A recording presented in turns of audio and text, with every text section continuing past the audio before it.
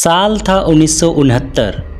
Film industry में नए चेहरे आ रहे थे, लेकिन कोई भी ऐसा नहीं था जिसने सीधे दर्शकों के दिलों पर राज किया हो।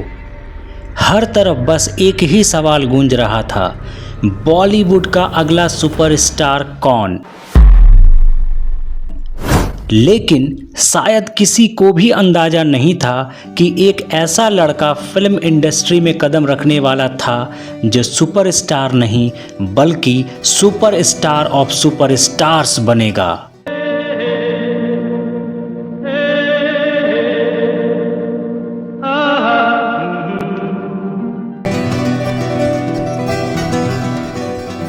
अब जरा सोचिए, आज के ज़माने में जब सोशल मीडिया और मार्केटिंग इतनी स्ट्रांग है, तब भी कोई स्टार लगातार 15 सुपरहिट फिल्में देना तो दूर 5 भी दे दे तो वाहवाही मिल जाती है।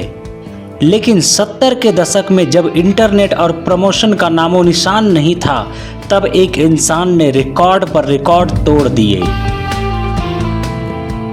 दोस्तों, ये कहानी है उस शख्स की जिसने अकेले दम पर पूरी फिल्म इंडस्ट्री की परिभाषा बदल दी। वो जब पर्दे पर आता था तो थिएटर में सीटियां गूंजने लगती थी। जब वो मुस्कुराता था तो लाखों लड़कियों के दिल धड़कने लगते थे। उसके घर के बाहर लड़कियां खून से खत लिखती थी, उसकी कार को चूमती थी और यहाँ तक कि उसके नाम से शादी करने के लिए तैयार थी। पर क्या आप जानते हैं, वो लड़का जिसने ये सब पाया, उसे एक समय अपनी पहली फिल्म तक के लिए स्ट्रगल करना पड़ा था। उसे रिजेक्शन मिला, ताने मिले, लेकिन उसने हार नहीं मानी। और फिर जब उसने बॉलीवुड में कदम रखा तो पूरी इंडस्ट्री हिल गई। तो आइए इस जादुई सुपरस्टार की कहानी को जानते हैं। राजेश खन्ना, बॉलीवुड का पहला और असली सुपरस्टार। अब कोई ये मत समझे कि राजेश खन्ना को सीधे सुपरस्टार का ताज पहनाया गया था। बिल्कुल नहीं, उन्हें भी वही सब झेलना पड़ा जो एक स्ट्रगलर को झेलना पड़ता है। राजेश खन्ना का असली नाम था जतिन खन्ना। उनका जन्म 29 दिसंबर 1942 को अमृतसर में हुआ था।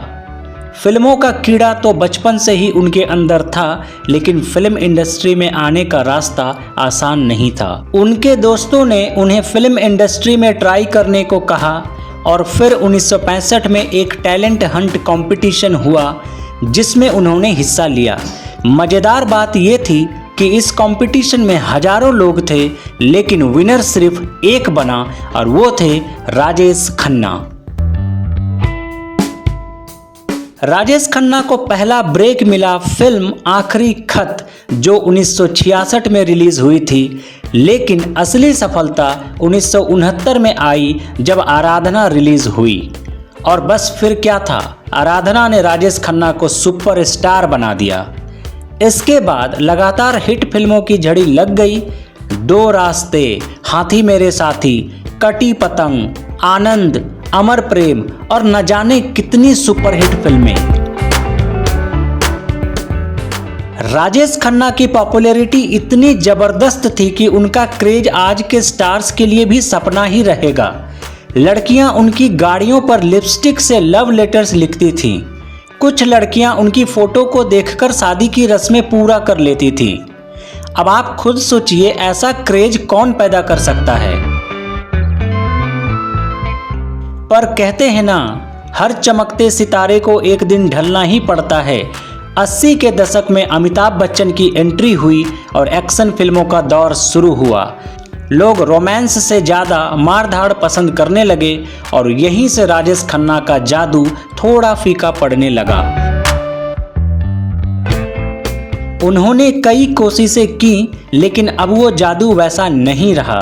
फिर भी उन्होंने अवतार, सौतन, अगर तुम न होते जैसी हिट फिल्में दी और साबित किया कि वो कभी खत्म नहीं हो सकते।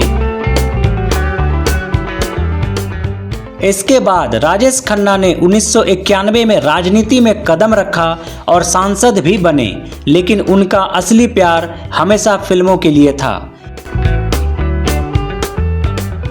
2012 में जब पूरी दुनिया सुपरस्टार को भूलने लगी थी, तब एक दुखद खबर आई, राजेश खन्ना अब हमारे बीच नहीं रहे। लेकिन उनकी फिल्में, उनके गाने और उनका जादू आज भी जिंदा है। अंतिम शब्द, राजेश खन्ना कभी नहीं मरते। दोस्तों, कोई भी स्टार आता है, चला जाता है, लेकिन असली सुपरस्टार वही होता है जो दिलों में बस जाता है। और राजेश खन्ना न सिर्फ बॉलीवुड के पहले सुपरस्टार थे, बल्कि हमेशा के लिए सुपरस्टार रहेंगे। अगर आपको ये वीडियो पसंद आई तो लाइक, शेयर और सब्सक्राइब जरूर करें। मिलते हैं अगले वीडियो में। Thank you.